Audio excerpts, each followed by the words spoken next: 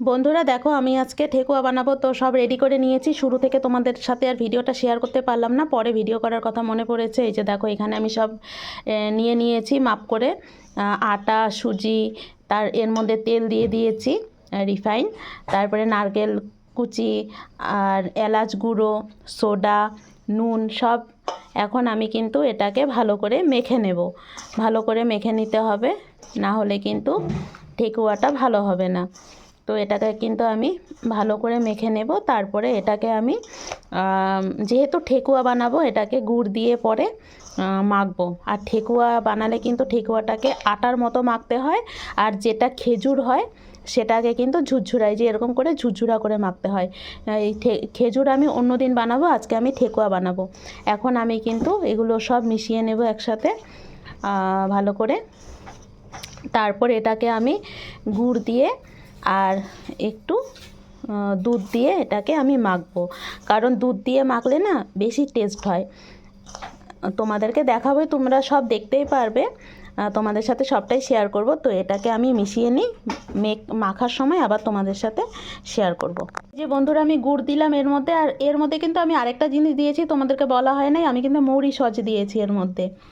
তো এই যে গুড় দিয়ে দিলাম, এখন কিন্তু এটাকে আমি মাখবো।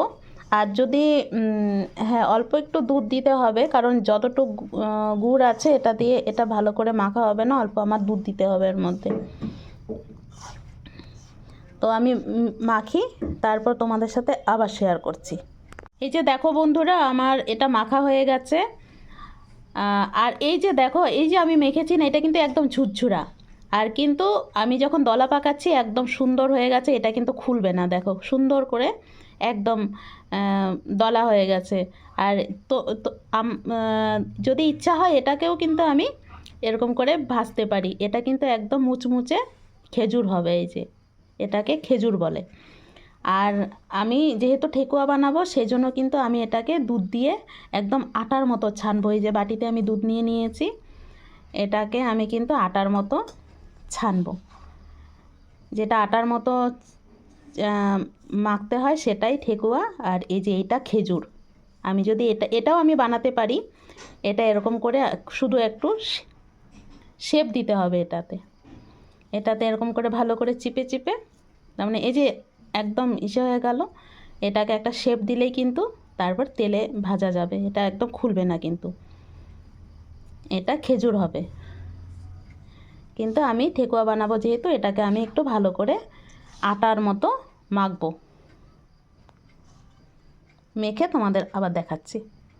এই যে দেখো বন্ধুরা, আমার আটাটা একদম ভালো করে মাখা হয়ে গেল। আমি কিন্তু এখন এটাকে কিছুক্ষণ রেখে দেব।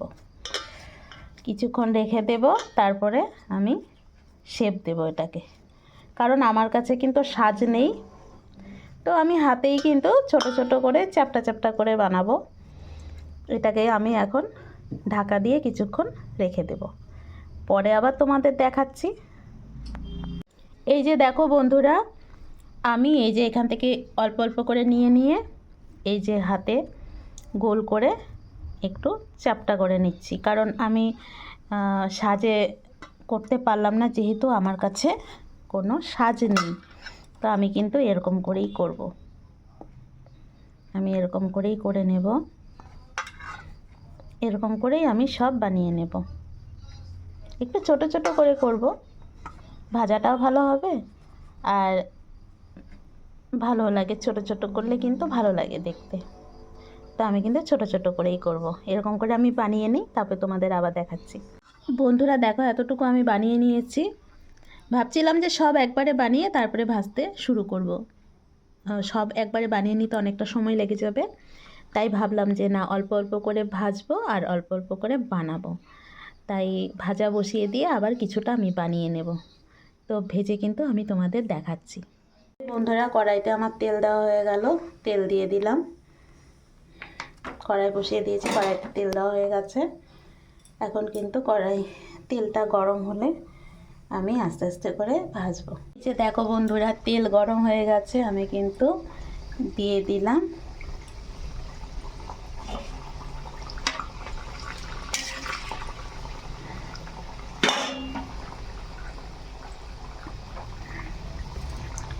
আঁচটা একটু কমিয়ে দেব, কারণ আস্তে আস্তে ভাজা হবে। আর আঁচটা যদি বাড়িয়ে দিই একবারে লাল হয়ে যাবে উপর থেকে, কিন্তু ভেতরটা ঠিক করে ভাজা হবে না।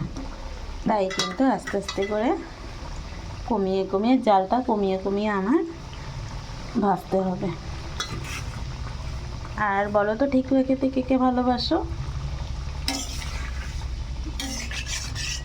আমার ছেলে তো খুব খুশি আমি ঠেকুয়া বানাচ্ছি, কারণ ও খেতে খুব ভালোবাসে তো। আর এসব জিনিস তো বাচ্চারা ভালোবাসবেই, বলো, বড়রাই আমরা ভালোবাসি তো বাচ্চারা তো ভালোবাসবেই। নিচে দেখো ভেজে নিচ্ছি, ভাজা হলে তোমাদের আবার দেখাচ্ছি। দেখো বন্ধুরা, কিছুটা ভেজে নিলাম, আরও কিন্তু এই যে হচ্ছে, আরও দিয়েছি। কেমন হয়েছে বলো? এই যে দেখো বন্ধুরা, আমার ঠেকুয়া বানানো কমপ্লিট।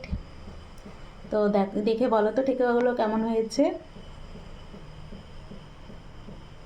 তো দেখা হচ্ছে নতুন ভিডিওর সাথে, ততক্ষণের জন্য খুব ভালো থাকবে, সুস্থ থাকবে, টাটা।